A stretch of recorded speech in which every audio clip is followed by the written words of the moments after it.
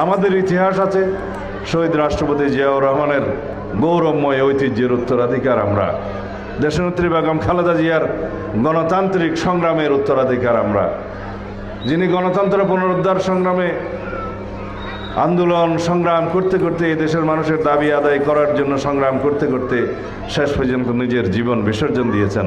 আমরা তার উত্তরাধিকার।